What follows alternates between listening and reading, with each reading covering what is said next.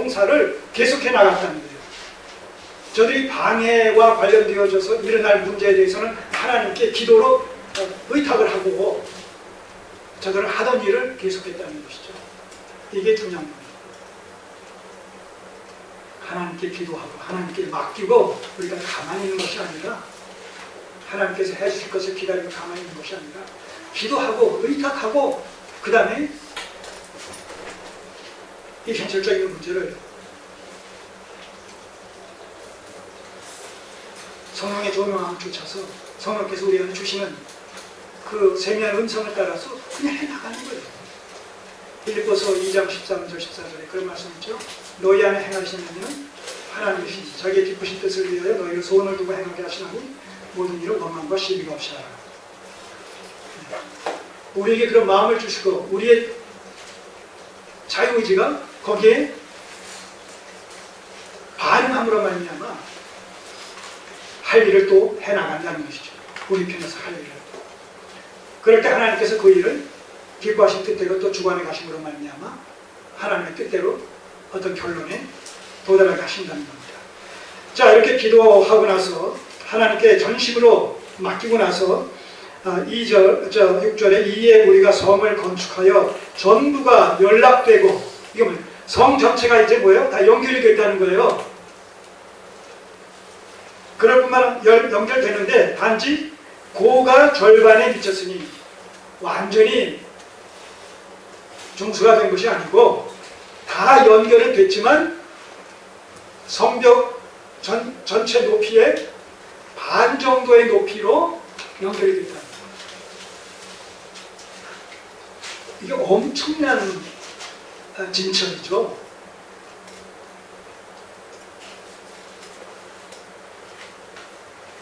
정말 하나님께서 배후에서 역사에 주셨다는 사실을 우리가 전제하지 않으면 이것은 현실적으로 불가능한 일이죠. 하나님께서 이스라엘의 회복을 이미 예레미야나 이사야나 에스겔 선지자를 통해서 약속해 주셨기 때문에 그 약속의 말씀이 때를 따라서 이 세상 가운데서 구체적으로 성취되어지는 그런 일면을 여기서 우리가 보는 겁니다. 하나님의 약속의 말씀은 이렇게 현실 속에서 때를 따라 반드시 성취가 된다는 겁니다. 우리가 그 약속의 말씀을 붙들고 하나님의 계시의 말씀을 붙들고 신앙해야 되는 이유가 거기 있는 것입니다. 사람의 말은 100% 보장될 수가 없지만 하나님의 약속의 말씀은 100% 보장이 되지 않습니까? 1.1을 떨어지지 않는다고 말씀하셨습니다. 자, 고가 절반에 미쳤으니 이는 백성이 마음 들여 역사하였습니다. 마음을 들여 역사하다. 뭐예요? 전심으로 하나님을 의지하며 또 이것이 성공될 것이다라는 또 확신을 가지고 여기에 집중함으로 말미암아 하나님의 도우심으로 마침내 비록 반 높이의 이런 성벽이 중건이 된 것이지만 반 정도가 중건이 됐다는 얘기는 뭘 또 의미합니까? 나머지도 중건이 될 것이다 라는 것에 대한 하나의 사인이죠. 실제적으로 자, 여기 손을 잠깐 놓으시고 6장 15절을 보세요. 실제적으로 6장 15절을 보시면 성 역사가 52일 만에 엘루월 25일에 끝남에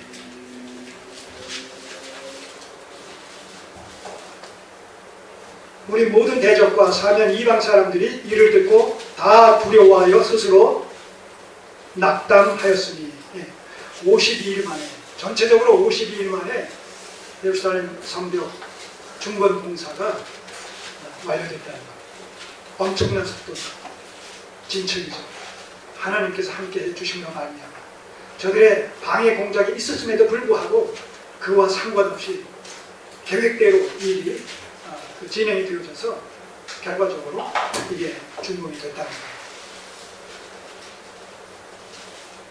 전투하는 교회가 이 땅에 존재하면서 사단들의 세력과 불가피한 영적 그런 그 싸움을 회피할 수 없습니다만 결과는 어떻게 돼요?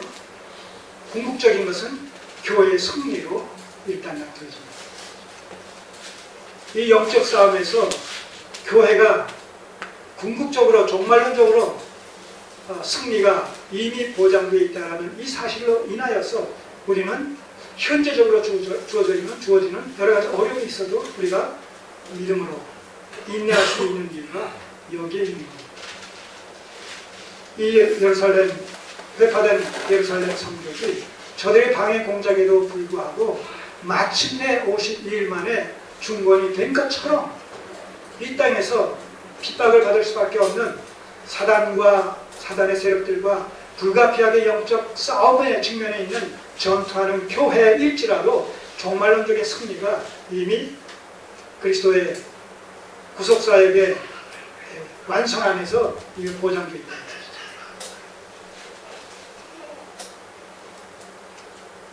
이미 승리한 경기를 녹화 방송을 통해서 다시 보는 것과 다를 바 없다라고 늘 말씀드리죠.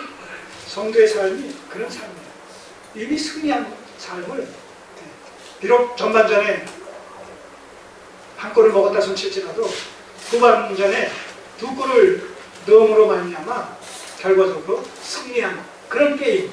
그러니까 전반전만 보게 되면 우리는 졌어요. 이 때문에. 그러니까 그게 끝난 것이 아니란 말입니다. 후반전이 있어요. 두 골을 넣었어요. 전체적으로 2대1로 이겼단 말입니다. 이런 상황이 이 땅에서 재현되어지고 있는 것이 성도의 삶이다.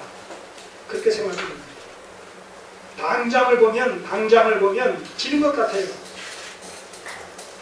고난과 시련이 우리에게 업무라는 파도처럼 밀려옴으로 말미암아 감당할 수 없을 것 같아요. 그러나 그 결국은 항상 그리스도 안에서 승리가 보장됩니다. 우리가 이 사실을 늘 염두에 두고 낙심하거나 좌절하지 말고 또 포기하지 말고 어려움 가운데서도 7절 8기의 이런 심정으로 다시 일어나야 될 당위성이 거기에 있는 것이죠. 자, 그러자 이제 7절 이하 이 대적들이 말하자면 약이 오른 것이죠. 자기들이 비웃고 경멸하고 조롱하고 그러면 의기소침해서 의욕을 상실해서 중단하지 않겠는가 이렇게 생각을 했었는데 오히려 더 적극적으로 공사에 매진함으로 말미암아 생각했던 것 이상의 이런 그 공사의 어떤 그 진척을 보면서 이거 안 되겠구나. 이들도 한 단계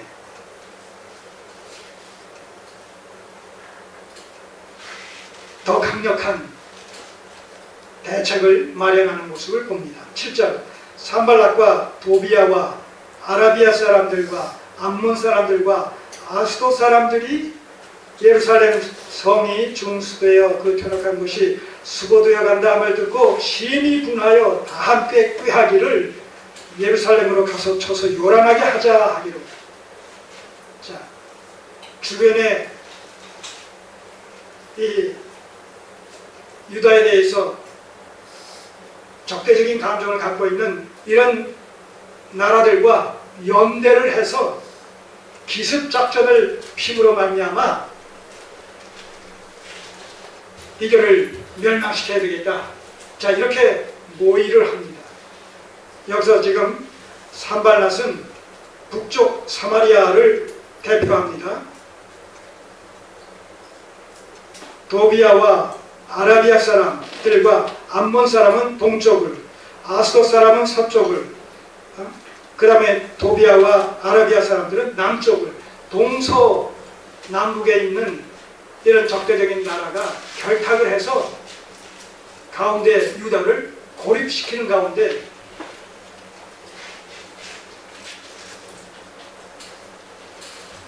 저들이 더 이상 예루살렘 성벽을 재건할 수 없도록 그렇게 멸망을 시키자. 자, 이렇게 서로가 연대를 해서 공격을 해옵니다. 신이 분하여 다 함께 꾀하기로 예루살렘으로 가서 쳐서 요란하게 하자 하기로. 자, 이 소식을 또 전해 듣게 되는 것이죠. 여기 백성들의 반응 한번 보세요. 9절, 우리 하나님께 기도하며. 느헤미야가 다시 이 소식을 듣고 또 기도합니다. 하나님께 기도하며 저희를 인하여 그들이 이제 그렇게 기습 공격을 해올 것을 대비해서 파수꾼을 부어 주야로 방비하게끔 대책을 강구합니다. 느헤미야가 자기 측근들을 소집해서 그들로 하여금 파수하도록 이렇게 전열을 정비합니다. 자, 그런가 하면 그런데 반하여서 지금 유다 사람들은 이르기를, 여기서 유다 사람들은 공사에 차출된 사람들, 예루살렘 성벽 공사에 지금 차출된 사람들, 참석한 사람들, 그 사람들의 반응을 한번 보세요. 그 사람들은, 유다 사람들은 이르기를 흙무더기가 아직도 많거늘 담보하는 자의 힘이 쇠하였으니, 지금 공사가 반 정도는 진척이 됐지만 나머지 반이 남았는데 말하자면 할 일이 아직도 많이 남았다는 겁니다. 흙무더기가 아직도 많은데 담보하는 자들, 그 흙을 나르는 사람들이 그 피곤해서 쇠하여졌음으로 말미암아 우리가 성을 건축하지 못하리라 하고, 계속해서 이게 성을 건축할 수 있을지 모르겠다.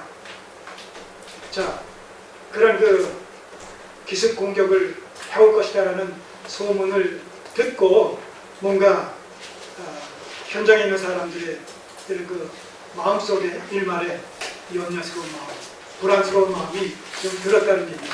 우리가 아직도 할 일은 많은데, 끝날려면 모르는데 그들이 그렇게 공격해 오면 어떡하지? 자, 이런 그 염려하는 생각을 갖게 되었다는 얘기입니다. 자, 우리가 성을 건축하지 못합니다. 11절, 그런가 하면 우리의 대적은 이르기를 저희가 알지 못하고 보지 못하는 사이에 우리가 저희 중에 달려들어가서 살육하여 역사를 그치게 하리라 하고. 자, 이런 계획을 모의했다라는 소식을 들었기 때문에 그들이 만약 그 실행을 하게 되면 그런 식으로 해서 기습 공격을 해가지고 우리를 다 살육하지 않겠는가. 자, 이렇게 염려와 불안한 마음을 감추지 못하는 거예요. 자, 그런가 하면 또 한편으로 이게 고도의 지금 심리전을 펴는 거죠. 심리전을. 12절에서 그 대적의 근처에 거하는 유다 사람들도, 그 대적의 근처에 거하는 유다 사람들. 자, 유다 민족들이 거주하는 데가 그 이제 반경이 있을 거 아닙니까? 그럼 이제 예루살렘 성벽 건축은 그 중앙에서 하고 있다라면 그 외곽지대에 살고 있는 사람들이 있을 거 아니겠어요? 외곽지대에 살고 있는 사람들은 그 적대 관계에 있는 사람들과 가까이 이웃해서 살고 있겠죠. 경계선을 우리가 놓고 보면 그렇지 않겠습니까? 자, 북한과의 관계, 북한과 우리가 보게 되면 서울에 있는 사람보다 저 근처에 있는 사람이 그 북한과 더 가까이 있지 않겠어요? 그러니까 저들의 동태를 서울에 있는 사람보다 근처 지역에 살고 있는 사람들이 더 잘 알 수가 있지 않겠습니까? 저들이 어떤 소문을 퍼치게 되면 서울에 있는 사람들이 듣기 이전에 근처 지역에 살고 있는 사람들이 먼저 들을 수 있지 않겠습니까? 그런 지금 맥락입니다. 그런 맥락이에요. 12절의 말씀. 그 대적의 근처에